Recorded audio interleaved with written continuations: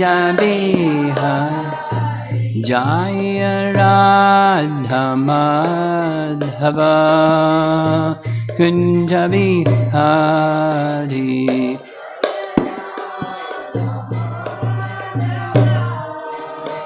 Kunja Bihari Gopi Jana Balabha Girivara Dhari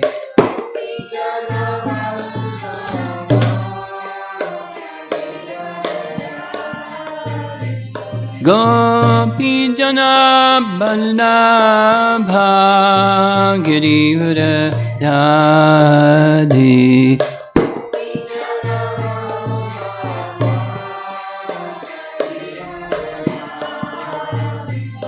Jasodanandana Vrajajanaranjana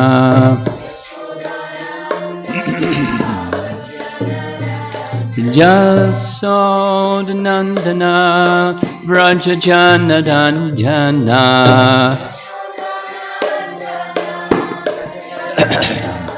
Jamanatira Vanachadi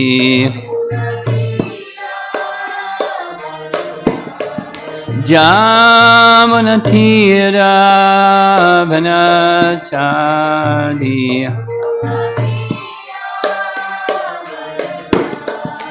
Jaya Radha Madhava Kunja Bihari Madhava Kunja Bihari Jaya Radha Madhava Kunja Bihari Madhava Kunja Bihari Gopi Jana Balabha Girivara Dhari Gopi Jana Balabha Gopi Jana Balabha Girivara Dhari Gopi Jana Balabha Girivara Dhari Jasodanandana Vrajajanaranjana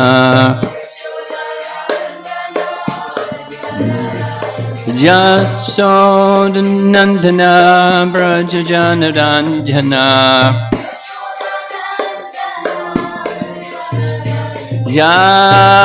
Jamanatira Vanachadi Jamanatira Vanachadi Jaya Radha Madhava Kunja Bihari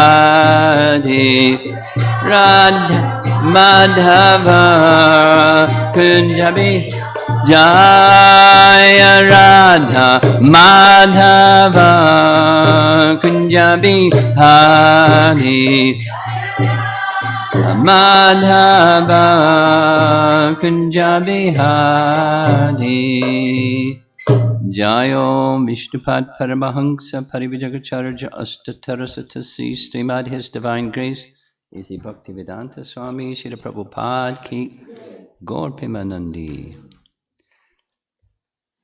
Vibhu Chaitanya, can you find the verse in this section where Indra's this complicated one, the modes cause bad qualities, and bad qualities cause bodies, and bodies cause the modes. And find that verse.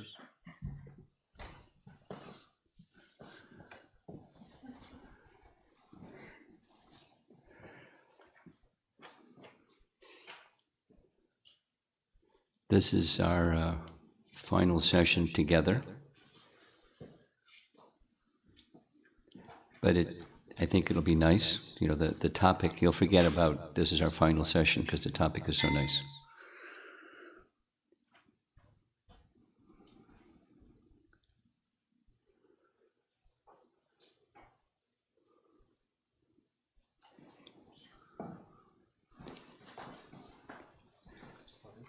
Okay. The whole pastime with Indra is coming to a climax because it started with Krishna understanding Indra's got pride. And I don't like pride. So let me have a nice pastime with Indra so I can remove his pride. And it's successful. And the two verses we're going to read this morning, he's using this word manina, pride. And we know that word manina from Shikshastaka, right? Amanina. And amanina is something that's really important for devotees to be able to chant Hare Krishna in such a way that we can have a taste and then keep going beyond taste. But somehow we don't have a taste. So we haven't learned the amanina quality yet sufficiently. Amanina. And so this pastime with Indra is especially pertinent to Hare Krishna chanters. And those of you that like to read Prabhupada's books, you know that this word amanina appears in Bhagavad Gita, right? Where does it appear? It appears in chapter 13, text 8 through 12, where the items of knowledge are identified, because Arjuna wants to know what's knowledge. And there's a manina, right at the front end of the whole list. So let's hear what Prabhupada says about amanina. And so this is knowledge, and what causes material existence? What causes suffering, which is part of material, the essence of material existence? It's ignorance. And ignorance, the root of ignorance is ignoring Krishna. And bhakti is to change that, we're not ignoring Krishna, we're connected with Krishna. But it's like, it takes time because we have these unwanted things inside. What the verse we're going to read shortly is the earlier verse in this chapter, 27, Indra's prayers to Krishna, where he explains how this bad quality and other bad qualities bind us to material existence. It's just a dimension of ignorance. So supposing somebody's envious, it's really easy to understand. If they're envious of another person, what is it they're envious about? Somebody else has something they wish they had, so they're envious of the other person. So what's behind that other person's something that somebody has? It's Krishna. It's envy of Krishna. Envy of another person is envy of Krishna. So we can try to become free from envy of another person, but if you're envious of Krishna, it's not going to last. Or pride. So what's pride? We're going to read about what pride and pridelessness is from Bhagavad Gita, and then we're going to go to another place.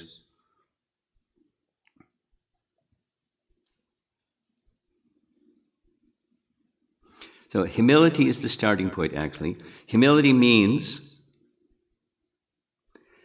that one should not be anxious to have the satisfaction of being honored by others. No. Humility and pridelessness, they're like brother and sister, or two peas in a pod. If you're not humble, you're going to be proud. And if you're humble, you're not going to be proud. It has something to do with I and mind. Who are you anyway? If you're insignificant, you're insignificant. But if you're not thinking yourself insignificant, you're thinking, I'm significant. And the significant people want to be honored by others. And if they don't get honored by others, they get grumpy or they feel something, a negative emotion. One of those negative emotions that keep you bound to material existence. Not just like an unpleasant ride, it binds you to material existence. It keeps the whole samsara going, the bondage to birth and death, those inappropriate negative emotions. Inappropriate means connected to a bodily conception.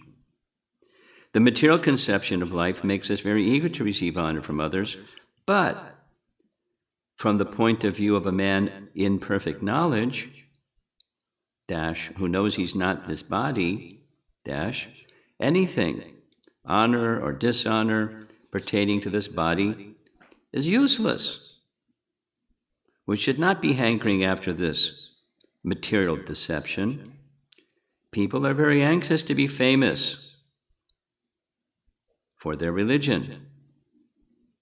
And consequently, sometimes it is found that without understanding the principles of religion, one enters into some group which is not actually following religious principles, and then wants to advertise himself as a religious mentor. As for actual advancement in spiritual science, one should have a test to see how far he is progressing. He can judge by these items. So Krishna tests us too. That is, you ever get tested? And behind the test is not just the instrument that's testing you, the person that said something nasty or some health issue or some misfortune or coronavirus or, something, but what's behind that something, that misfortune?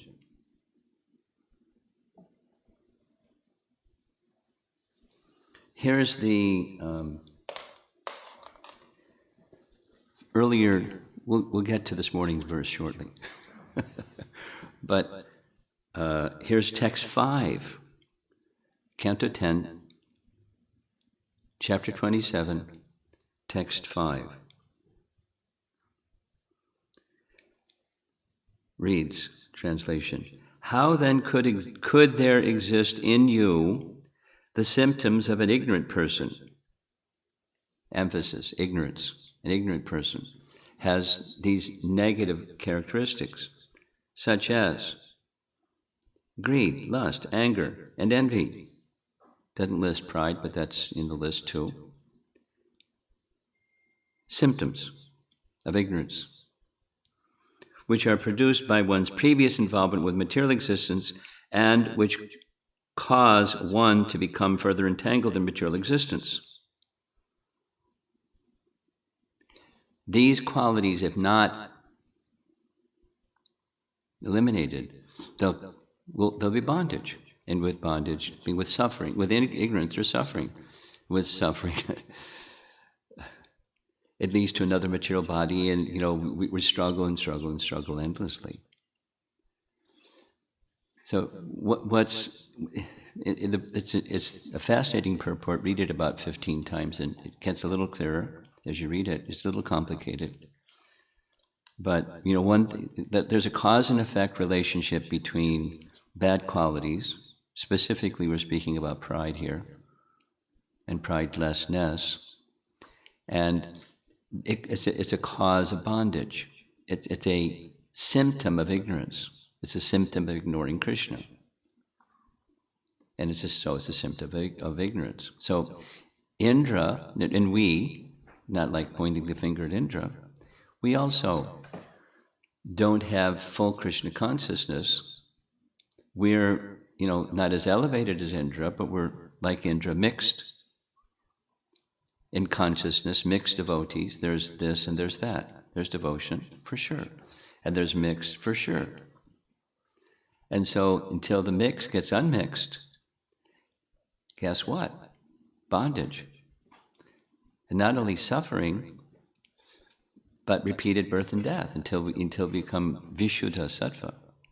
So Indra, Krishna, wants Indra to get over it. So he arranges this nice pastime to help him get over it. that symptom of ignorance.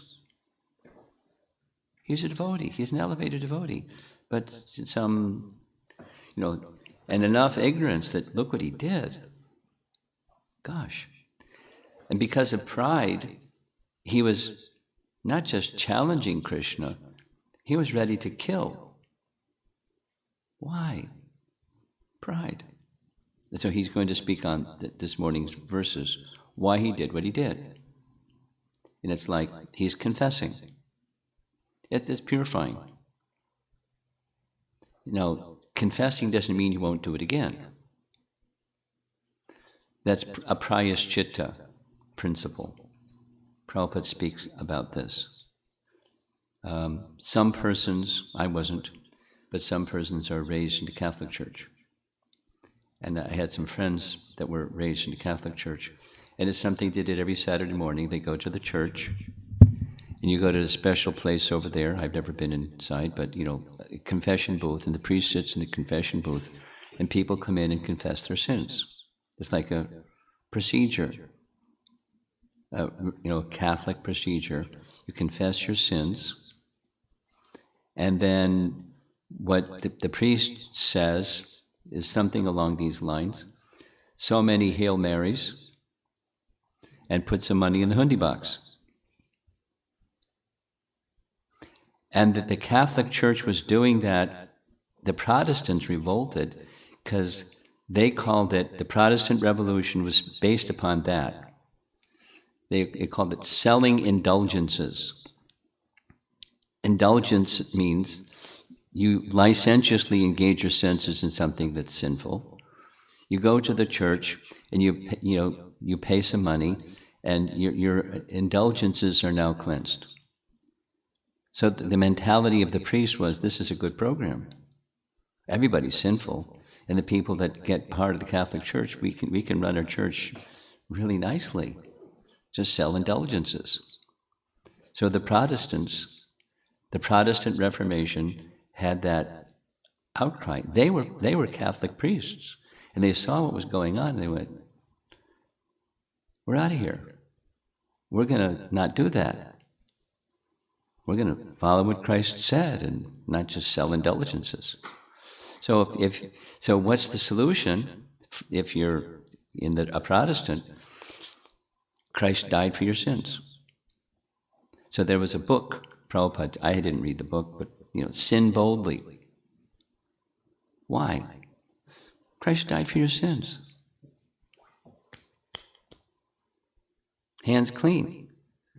Get your hands dirty again. Christ died for your sins. This is sinning on the strength of chanting for us. It's most hideous, heinous. Anyway,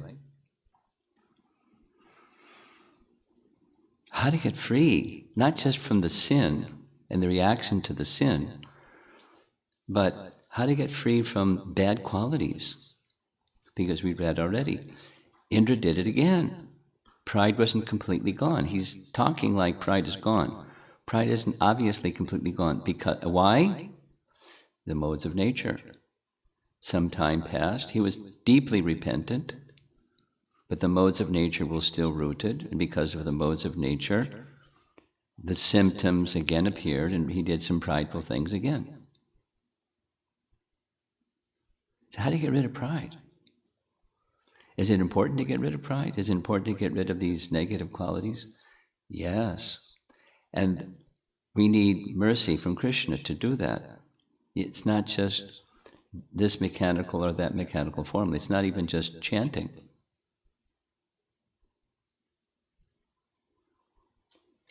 Yes, chanting, but chanting in a quality way. So now let's go to Bhaktivinoda Thakur, who is writing commentary on Shikshastaka 3. Everybody knows Shikshastaka 3. You know Shikshastaka 3? Say it. I'll know it once you start.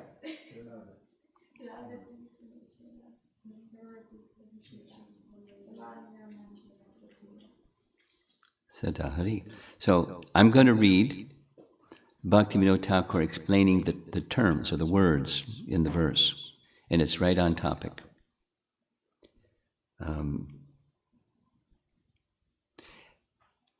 In the beginning, he says that this teaching of Lord Chaitanya is to help us go beyond Namaparad and Namabhas. We're familiar with the Namabhas type. That's where we are. And this is to help us get beyond, because this type of chanting can take us into the realm of reality and out of the realm of illusion and bondage. So, freedom from false prestige. The word amanina describes the third quality of the devotee who chants offenselessly, dash, a spotless heart, free from false ego and false prestige. So false ego is a misconception of who you are, and false prestige is the pride of that false conception of self. There's certainly overlap, but they're not identical. You can have, anyway, it's a specific component of material bondage, is pride, false prestige. All gross and subtle bodily designations are derived from the mode of ignorance. Yogic mystic powers, material opulence, natural beauty, high birth, strength, social status, influence, and over others, etc., are but a function of false ego and are incompatible with real spiritual identity. To completely reject these false designations is to have a spotless heart, devoid of mundane ego and false prestige. He who, in spite of having every reason to be proud, demonstrates tolerance, humility, and a spotless heart is a fit candidate to chant purely. A devotee of Krishna, whether he is a Brahmana living in the house, must subdue the pride of being a Brahmana. And if he is living a renounced life in the forest, he must conquer the supercilious attitude. It's like, repugnant, smelly attitude. Careful to avoid becoming proud of becoming a Brahmana, of becoming a renunciate. He should simply concentrate on the lotus feet of Krishna and chant his holy name. Going down, how to avoid nam aparad and namabhas.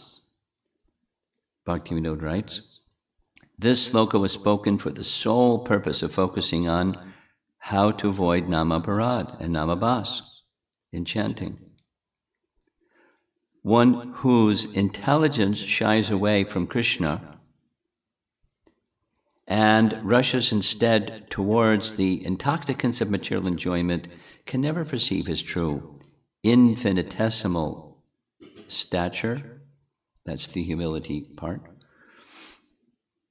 By nature, one who tries to be an enjoyer does not realize the reality of his insignificance, nor can he be tolerant. So, humility and tolerance. He is not at all inclined to give up his false ego and false prestige. A gross materialist is unwilling, even incapable, of acknowledging anyone as an equal.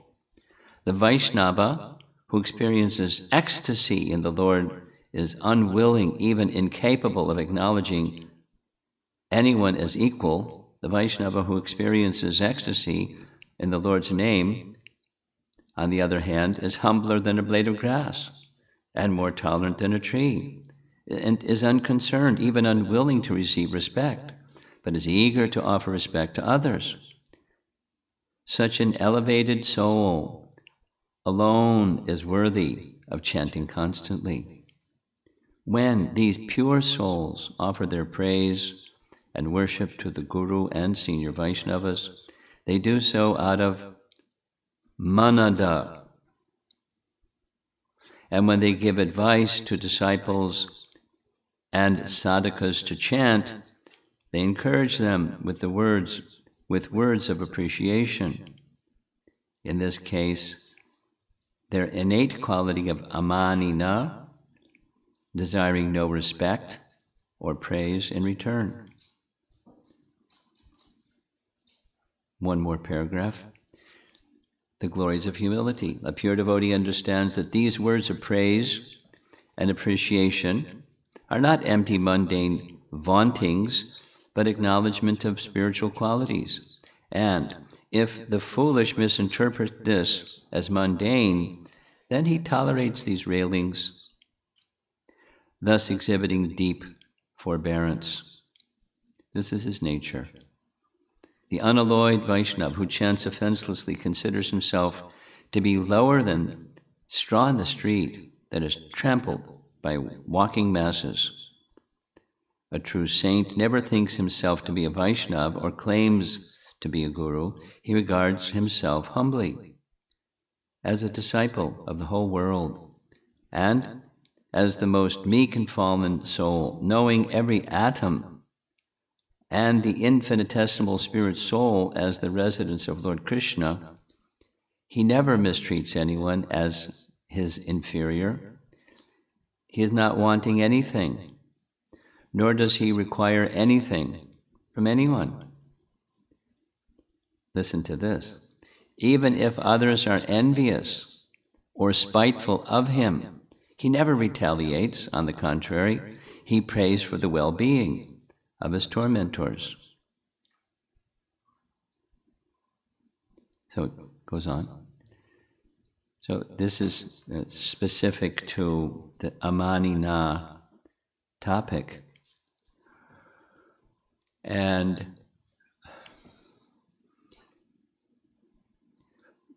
we're not liberationists.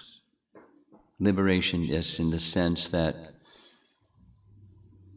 let me get out of this bondage. This place is filled with suffering. Let me out of here. We're not liberationists. So to become free is a secret. But here's the secret. To become free from pride, it's not just I want to get free from pride. It doesn't work. I want to get free from anger. It doesn't work. One can do anger management, but behind the anger is the modes of nature, and the modes of nature don't go away. And then the feelings, the negative feelings mentioned in the verse we just read, text 5, they don't go away. Their root is there, and after some time, voila, there they are again. The bungee cord. You know what a bungee cord is, right? It has two hooks and kind of elastic, and you hook it around something so you can keep it intact. But you unhook the hook and back again.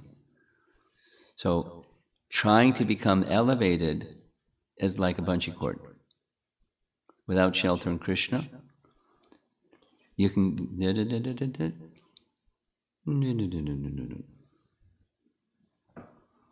How do you cut that bungee cord? How do you cut that repeated cycle? It's the modes of nature. How do you get free from the modes of nature? How do you get free from bondage? But it's not just liberation. It's that kind of liberation, according to the Bhagavatam, aruya krishchena param padam tada. Why?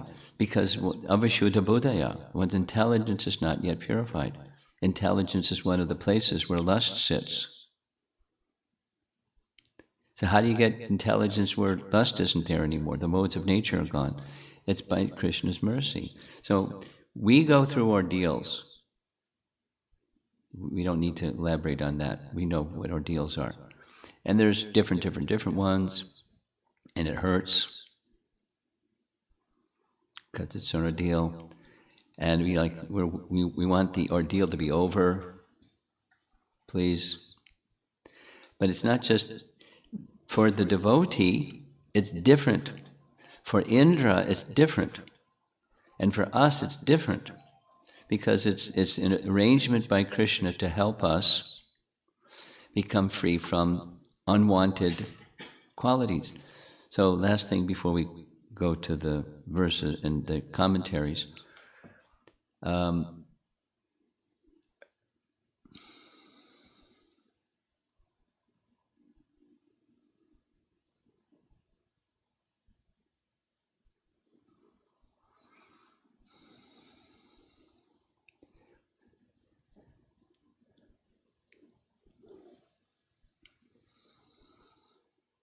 the another teaching of Bhaktivinoda Thakur is the occasional pastimes. There's Nitya Lila, eternal pastimes, like Krishna herding the cows with the cowherd boys, in his interaction with the cows and the cowherd boys, and Mother Yasoda and Nanda Maharaj, and dancing with the gopis, and all of his wonderful activities. Those are Nitya Lila. And then there's occasional pastimes. That's the English translation of nimitta, naimittika lila. And the naimittika lilas in Vrindavan, Bhaktivinoda Thakur writes, are especially for the benefit of us. I mean, in this case, it's Indra, but it's also us. That is, there's potencies within the pastime to help us become free from obstacles on the path of reaching Braja Prema. Just by hearing, we're dull. So we're not hearing from the heart. We're hearing, but so there's potency there just by hearing. But as one becomes purified, then that potency goes deeper, and one feels freed from this unwanted obstacle. In this case, it's pride. So hearing it again and again, if you want to become free from pride, is a good pastime to listen to and hear regularly. So here's we're covering texts 12 and 13. And in text 12, the word manina is there in the last line. Manina, which word for word is translated as by me who was falsely proud. And then pride resulted in anger. Tivra, manyuna, fierce anger. Right? Passion triggers anger. We know that from Bhagavad Gita. Okay, so, my dear Lord, when my sacrifice was disrupted, I became fiercely angry because of false pride. Thus, I tried to destroy your cowherd community, those loved by Krishna.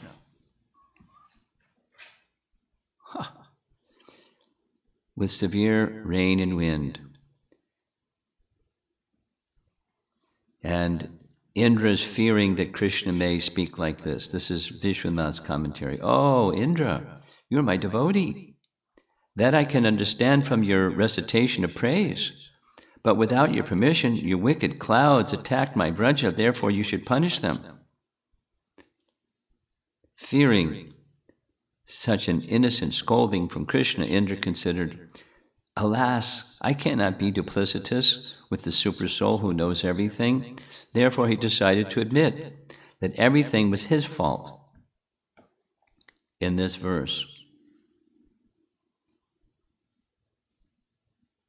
Krishna, but how is it possible for my devotee to do this? Krishna, or Indra, when my worship was stopped, I became angry. Krishna, though I, your master, stopped your worship, I cannot believe that my servant would do such a thing. Indra, what is not possible out of pride? manina. Krishna. Though pride may somehow arise in my devotee, he will remove that with intelligence. Indra. But intense anger, tivra, mayuna, destroys even intelligence. Yes?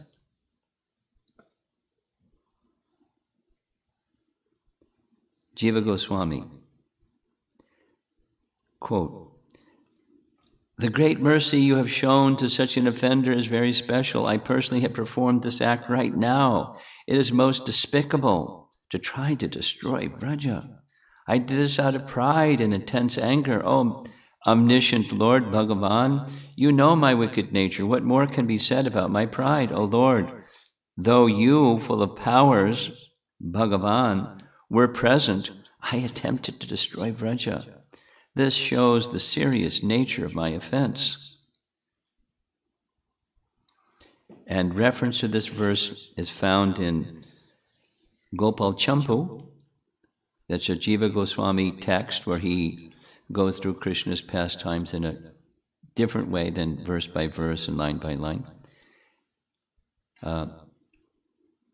So he writes, Krishna's power and affection influenced Indra. Acting like the moon on others, Krishna acted like the sun on Indra. Indra acted like the sun on others, but acted like a firefly in front of Krishna. When Indra was silent, Krishna remained mute. When Indra began praising him, Krishna became eloquent. No one can describe how Indra spoke when praising Krishna. Oh, Nanda! Controlling himself, Krishna is becoming shy in front of you. Then continuing, not noticing his disregard, Indra then concluded this verse. My dear Lord, when my sacrifice was disrupted, I became fiercely angry because of false pride. Thus I tried to destroy your cowherd community with severe rain and wind. Smiling, Krishna spoke.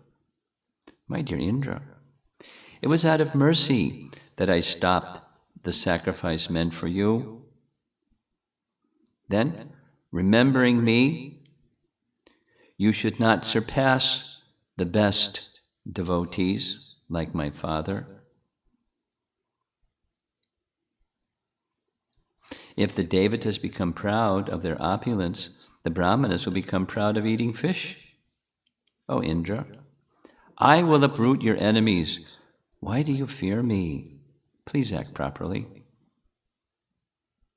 Gopal Champu. How sweet, huh? But in his Krishna's instructing Indra, there's some key.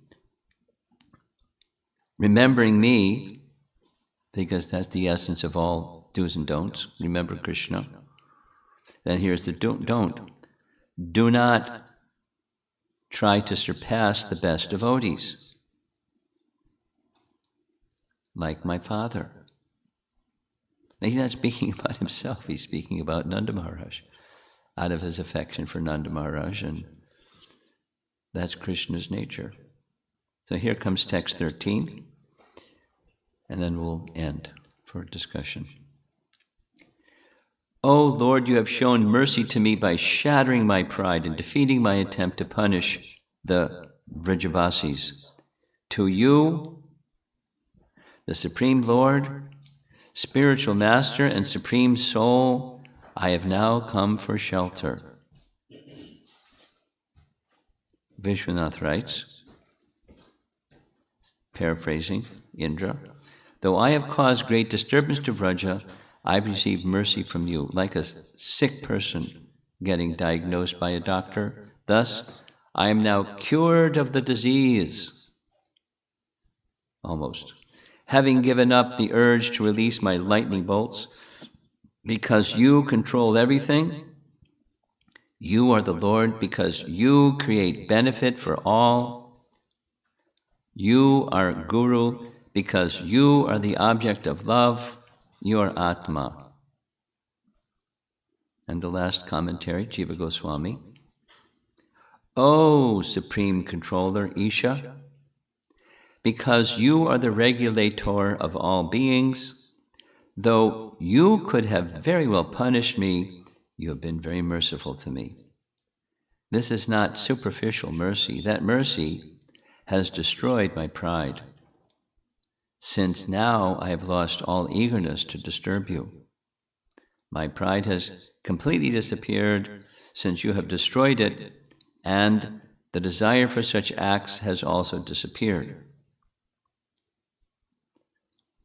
Got it? That's important.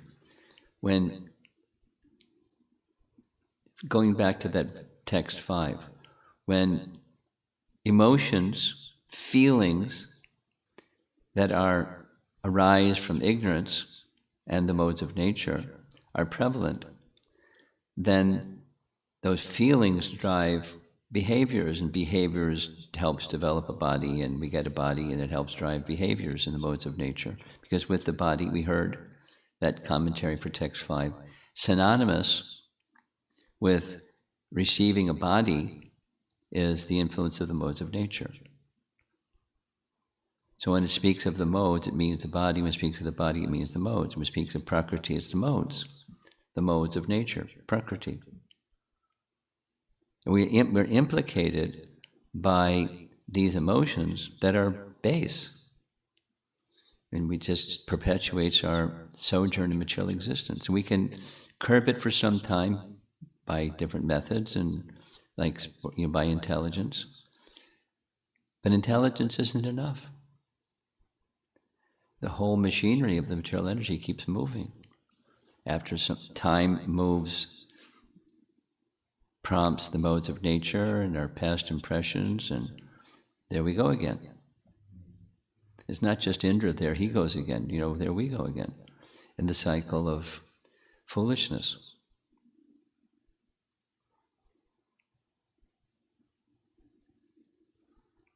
This great offender surrenders to you, since you are the Guru. Two other reasons for surrender are mentioned. You are the controller, Ishvaram, and you are the root of all beings, Atmanam, like the sun, in relation to its rays. Thus, for 3 reasons, I surrender unto you. So those are his 2 prayers, 12 and 13. And it's 16 minutes after 8. Let's see if there's some discussion. I did it reverse. Usually you speak after you read the verse. I spoken, then read the verse. But it's just got inspired to speak that way. Discussion.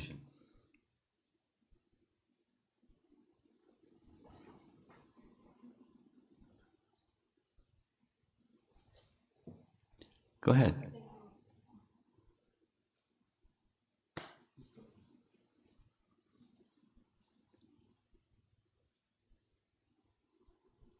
Krishna? Yeah. Thank you, Maharaj. Thank you so much. It's very powerful verses, I think, so powerful, Shikshashtaka verse, that we cannot chant. Yes. Without Trinatna Sunichana. I was thinking about this verse a while ago, and I was thinking it's so important to be humble. At the same time, sometimes people, devotees, mistaken humility, and they feel low about themselves also. Yes, different. And then it's harder to chant when you don't respect yourself. Yeah, that's not what real humility is. And I was thinking that actually who you are, it's not you, it's Krishna, and then so much was put into who you are, yes, your ancestors, your parents, your teachers.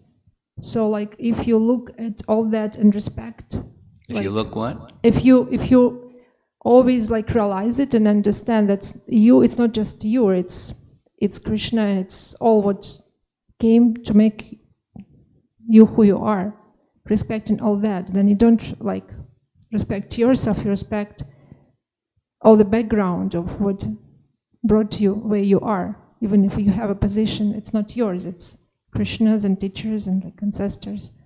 So I just got this like Inspiration. inspiration. Yeah. No, maybe you can elaborate on that.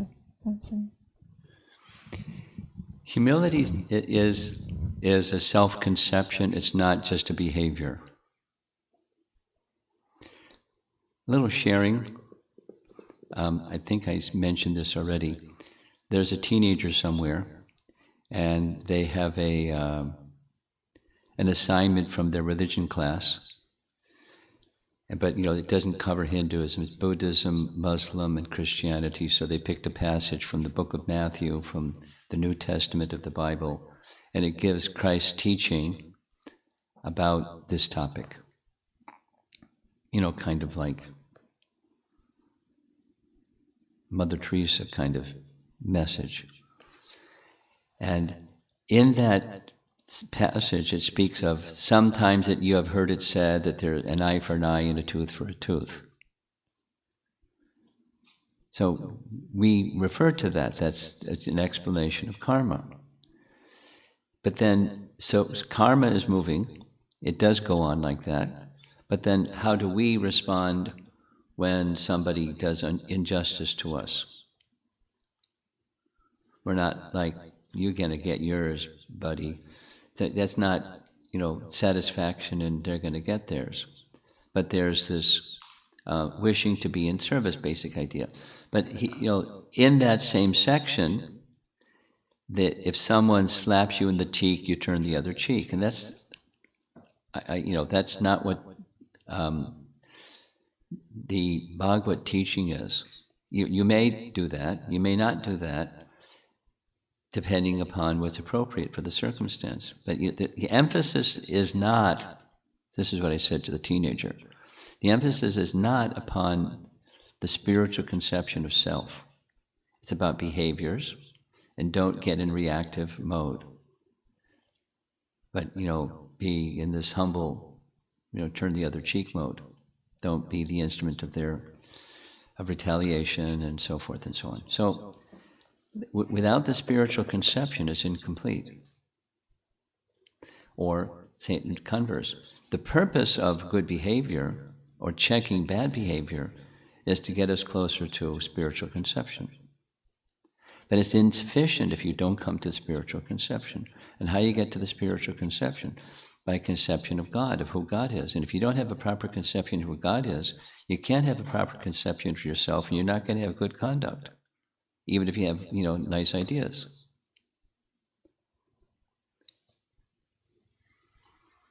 In one of those documentaries of Prabhupada, there's an interview with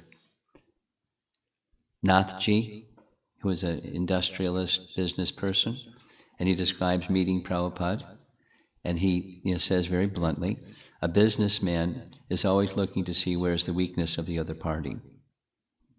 It's, you got to be a good businessman, you got to do that. So he tested Prabhupada and saw there's no weakness. There's no pride, there's no greed, there's no this, I never met anybody like that. And he was really good at business. So, what's Krishna is examining us and also giving us opportunity to become free from those things and, true to the spiritual conception. The ride can be uncomfortable getting there. But Krishna's kind and he'll help us get there. Comfortable or uncomfortable. Depends on how willing we are to become pure. It doesn't have to be uncomfortable, but it may be uncomfortable. But Krishna's kindness doesn't change. And so humility is not just turn the other cheek or not retaliate when you're insulted or treated harshly or something, and not just carry the feeling, but it's go to the spiritual conception. You in service to Krishna, because that's how are you going to realize who you are? Through the medium of service. How are you going to realize who Krishna is? Through the medium of service. And if you don't have that mood of service, you're not going to do either. That's what real humility is. Who are you? How insignificant are you? That's humility. And then what's pride? Well, it's connected to humility, but pride is, look at my stuff, mine, and some feelings about my stuff. Mine, it can be, gross, like possessions, or it can be intelligence. It's certainly a prominent feature of intellectual people is they're proud. I mean, everybody knows it. So supposing you have intelligence, how are you going to be intelligent and not be proud? Because connected to humility is, you're insignificant. Insignificant, not just small, insignificant. And then pride's gone. So, but yet it's not just the material idea of insignificant, it's the spiritual idea of insignificant. That's humility and pridelessness. Then, not eager for praise from others. Manina, amanina, manadena. It goes with the spiritual conception. And then the connection with Krishna through the medium of purification, devotional service starting with chanting. So anything else? It's 8:25. Yes. Back.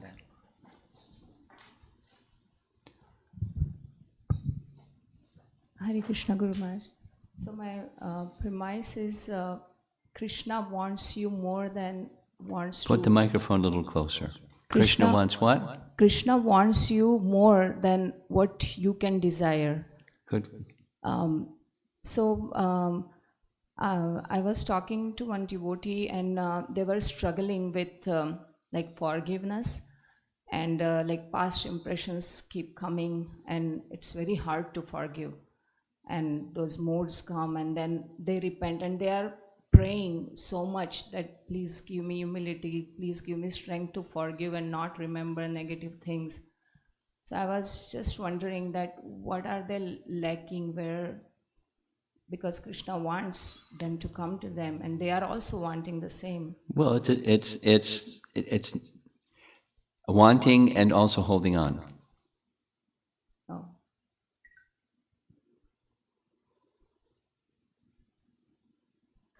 That's the problem. They're still holding on. Their mind goes back to the hurt feeling and the bad words that were said or whatever it was. It's wanting and not wanting.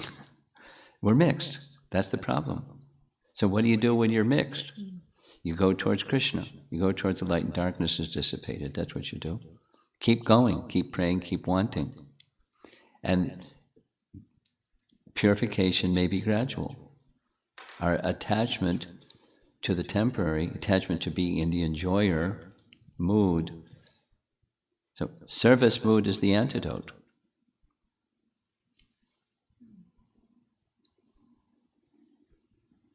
Okay, is that it? Okay. Pass the microphone. Guru Maharaj, I had a thought and a question. I was always used to think like, how can Indra do this kind of stuff? Even though one has pride, it may not be like playing with Krishna and Krishna's devotees, Vraja. Today after hearing, I'm thinking that when in family, if I get angry at my family, it's also the same thing. It's Smaller version. Smaller version of it. So Indra had the bigger version, but I am also doing the smaller version of it, not knowing. So that is my realization. And then the question is... It's all about our relationship with Krishna. That's what it's all about. Go ahead. Okay. Maharaj, when we take up the sadhana, spiritual practice, there are certain previous attachments, previous enjoyments that just go away. But there are certain that stay. And that's because we're hanging on to them. So there is, can I say like this, there is less power to let them go, even though we think of it. So, is it something that we have to alter the practice more sincere, more serious, intensity has to increase? Well, it's both. It's effort and mercy.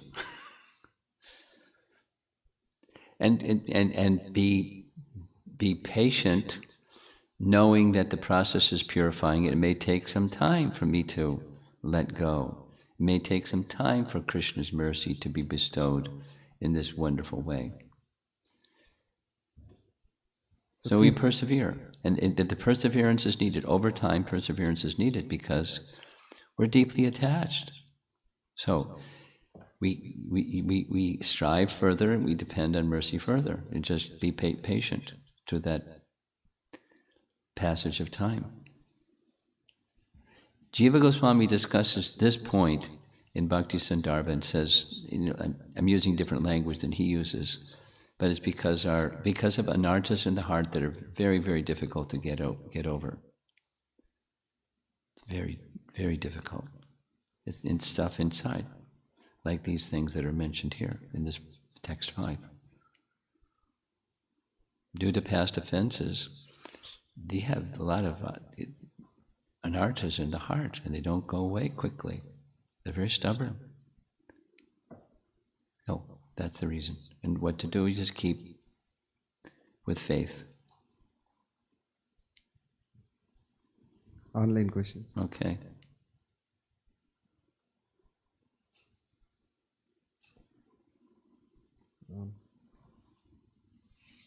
Question from Srinivas Prabhu. The bad experiences always create some impressions in the consciousness, though one may be correct in behavior, but how to get out of that attachment to the impressions? Well, that's her question. It's the same as her question. Go ahead.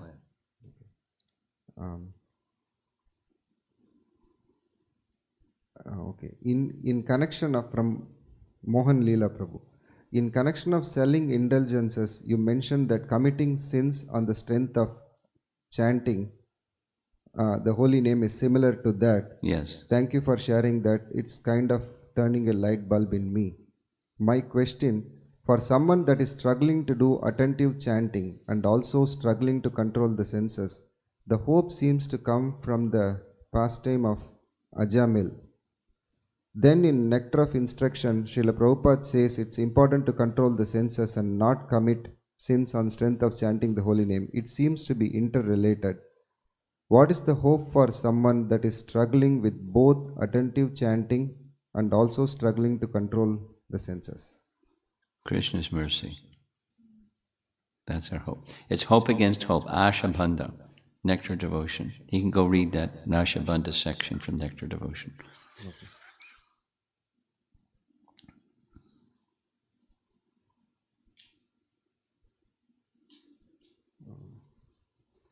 Okay, question from Vishalaksha Prabhu. What it means to be spotless heart with pridelessness? What are the steps should I take to act internally towards that pure heart to please Guru Maharaj? It's Amara's question once again. And your question also.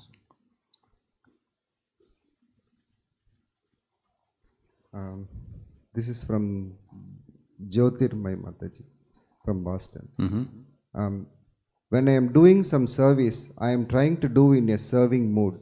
When I get some appreciation for my service, sometimes I feel more encouraged and wanted to do more service. At times I feel I am doing only because I was appreciated, or am I doing the service? Kindly clarify, or am I doing as a service? Kindly clarify this confusion. Well, here's a test. Supposing you do some service and you don't get some appreciation, then what happens? Was the service done in the mood of service, or was the service done in the mood of I want? We're conditioned souls, and so we may want. And so that's a test when it's and that's the test of, let's say, difficulty. Is your enthusiasm the same when there's difficulty and as when there's no difficulty, or more. It's like you're getting recognition, or some position, or something. Is your mood and enthusiasm for service the same or not? That's how you can tell. Question from Sri Radhika Mataji. It seems that since we don't even know who we are, material conditioning habituates us to a life of duplicity.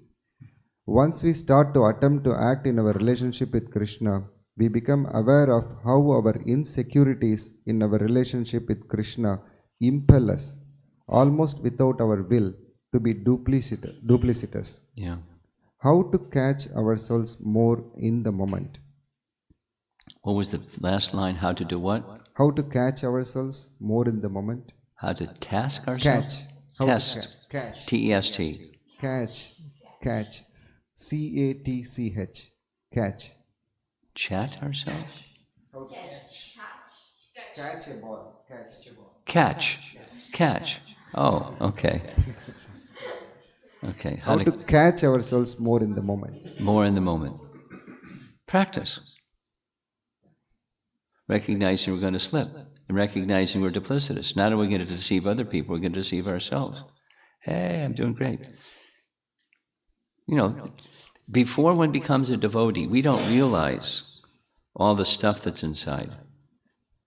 You become a devotee and like, gosh, look at all that stuff inside.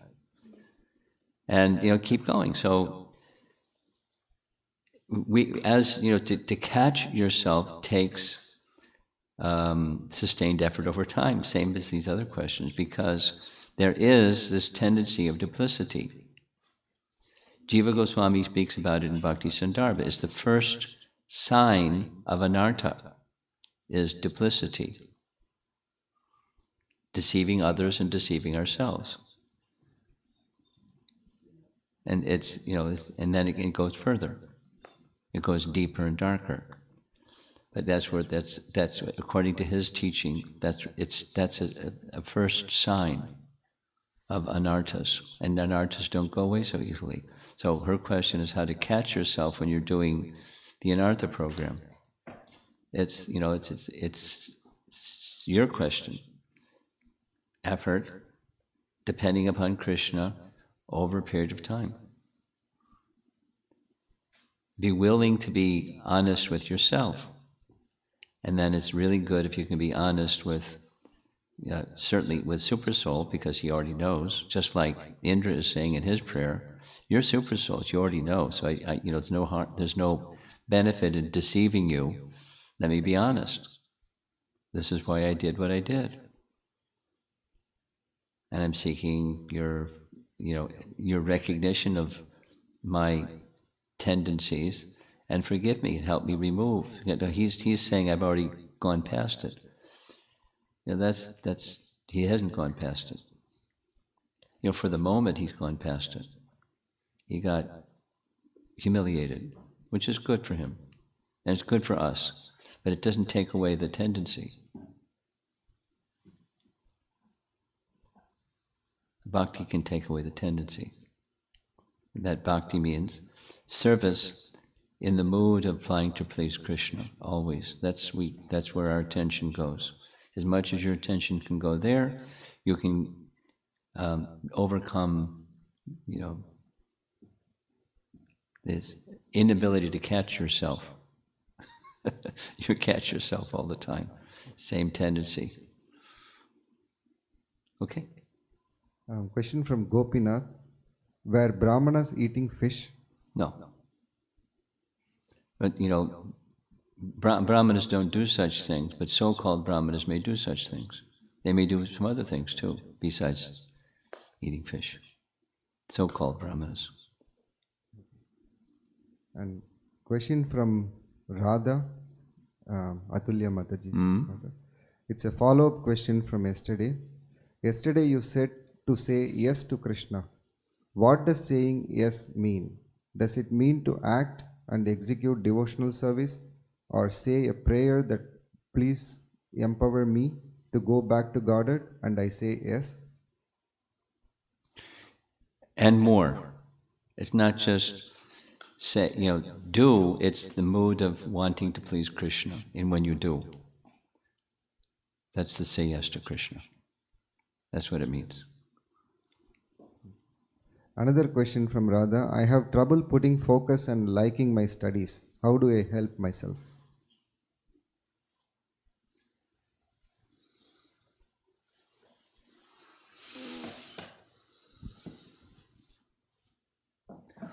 Well, recognizing that shortcoming is a really good beginning. You're part of the way down the road just by recognizing.